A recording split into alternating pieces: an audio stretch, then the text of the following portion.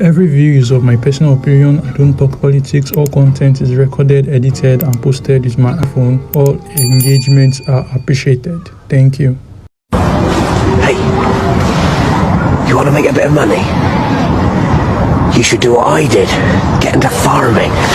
One of our MPs said, if you want to be a poor man, go into agriculture. He doesn't know. He should go to East Africa and see some of the richest people are farmers.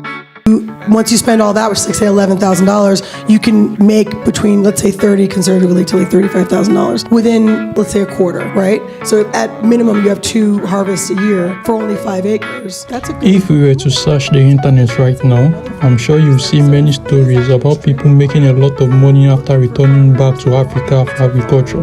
But is there truth to it?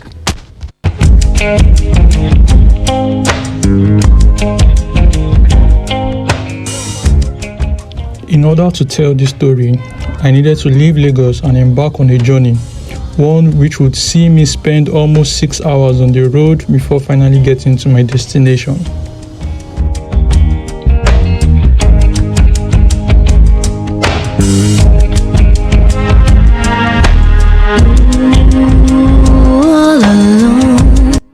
I grabbed my essentials for energy and form and we hit the road.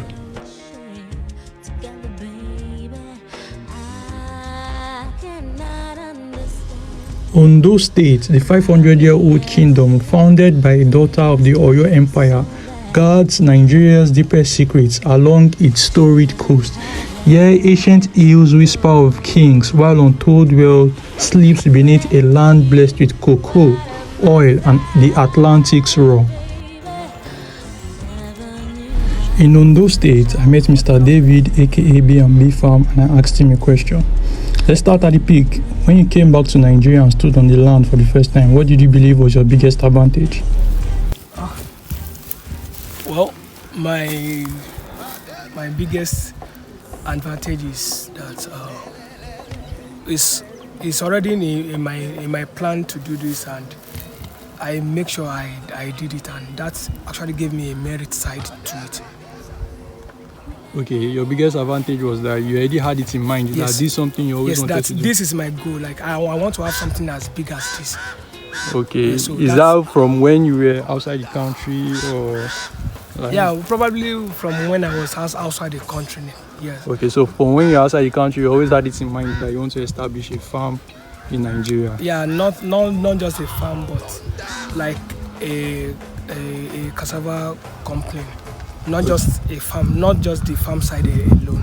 Okay. So, and if you are aiming for that something big, then you need to know that you need to have this kind of big foresight for it, right? Okay. Yeah. So it's not just a farm, but my own merit is that I did it.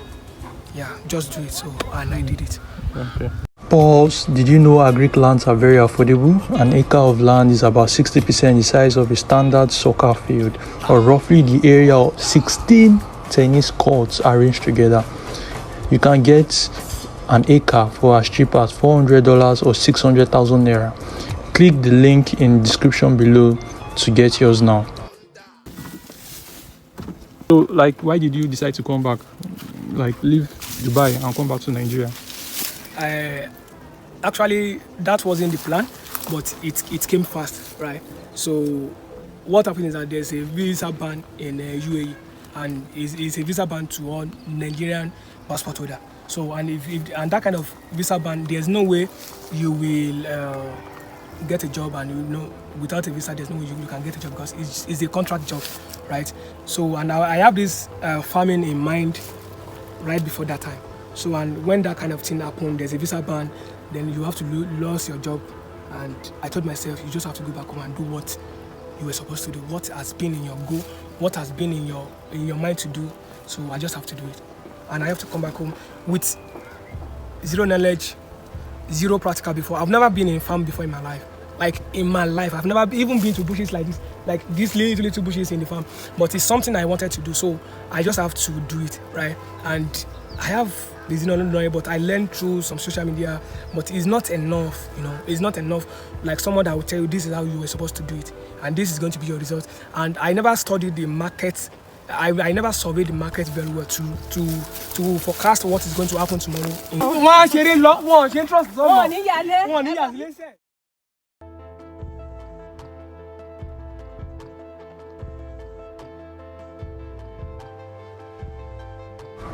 How did you start farming in Nigeria?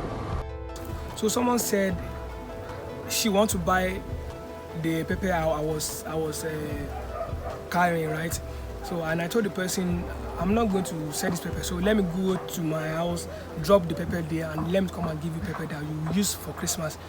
And I did that, and that's how I got, let me say, almost 2 hectares of land. So what the person did is this.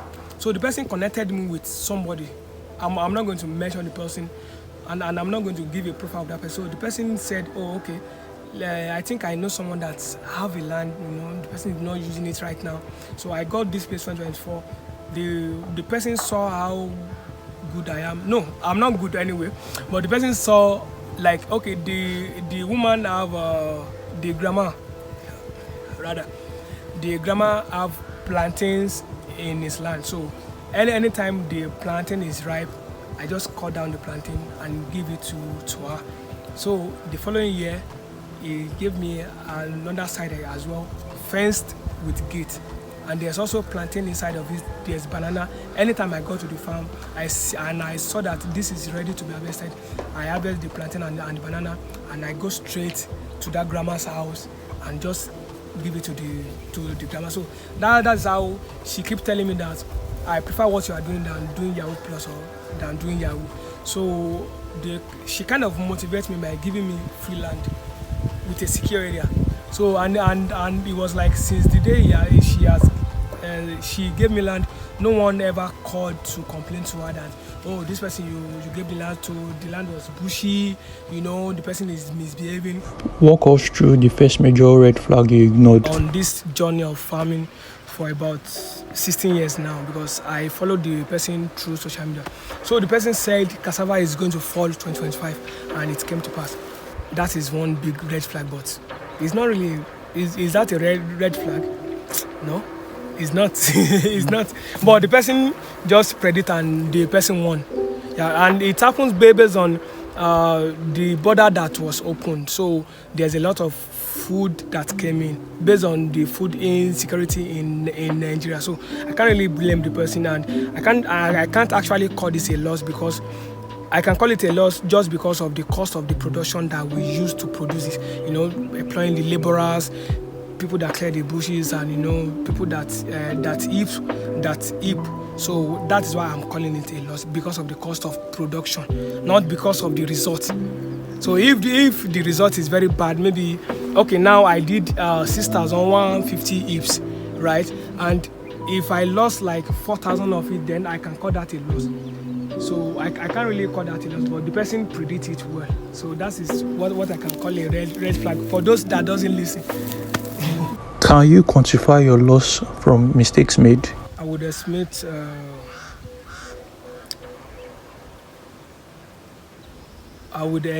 7 million naira, because I had 1 hectare of cassava farm. But anyway, if I still sell off this, maybe I will probably make maybe 1.2. It's just like from 100 to like 25. So just a big loss, a big loss. So what I got is way lesser, way lesser, like really down. You see 6,150 by 40 naira. So that is around, I think that's around 240,000 naira. Or yes, that's around 240,000 just for the hip. Then for the brushing of the bush, 110,000, because the bush is so much. Elephant grass going one bunch, not dock it on. So that's around maybe 350,000. Then the chemicals, What is the one practical, inexpensive thing you could have done in month 1 that would have saved everything? Like Adibin, I know this thing, right? It would have helped me a lot and save cost. You see this thing? You see this grass? You see this? You see this elephant grass, right?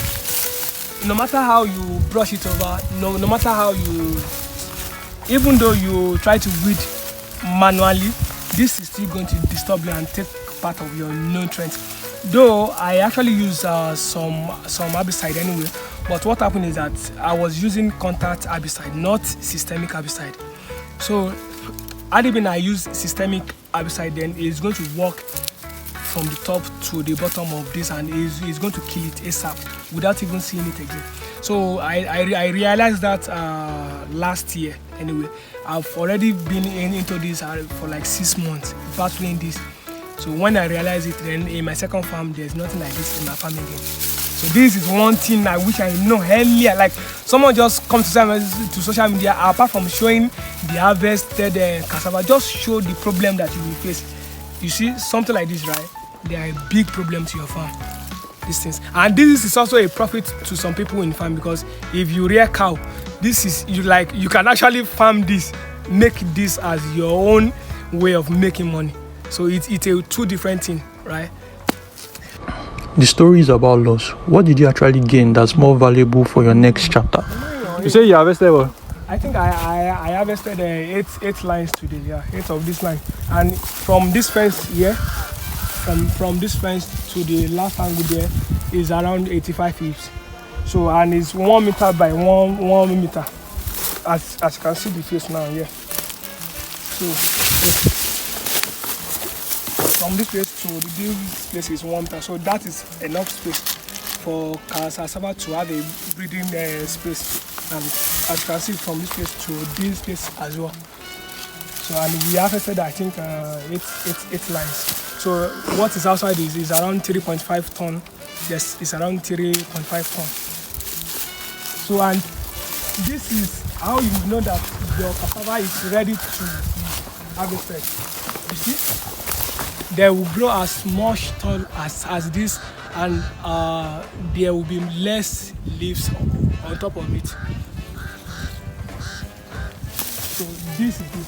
And you have to prune your cassava, because your cassava might come in many angles, right? So once your cassava is up to probably 8 months, then you have to prune your cassava so that the tubers in the ground will get bigger. This cassava was planted 2024 August 30, and it was harvested today. I think today is January 17 or 18. If I can remember. So this cassava is around is 1 year and 6 months, and this is the best time to harvest cassava. And it's even easier right now because we planted on the heaps, so it's easy to harvest. I even prefer harvesting right now in dry season than rainy season.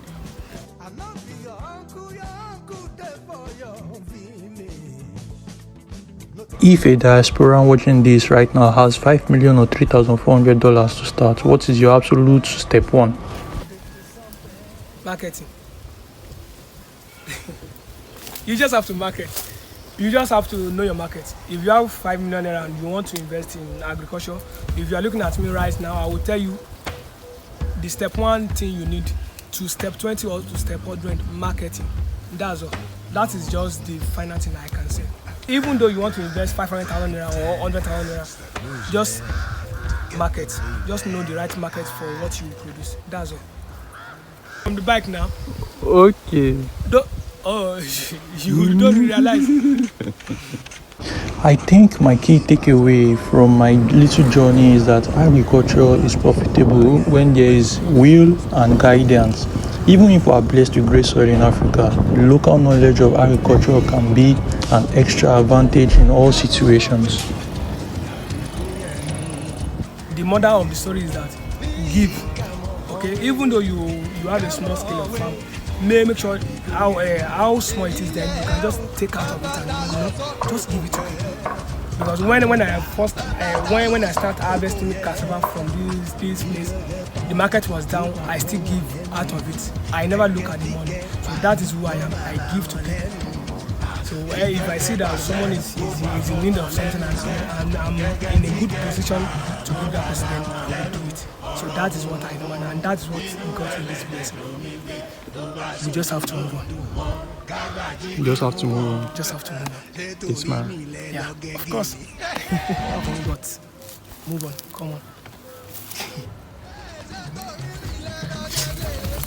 So are you going to ask? Are you going to ask one or two?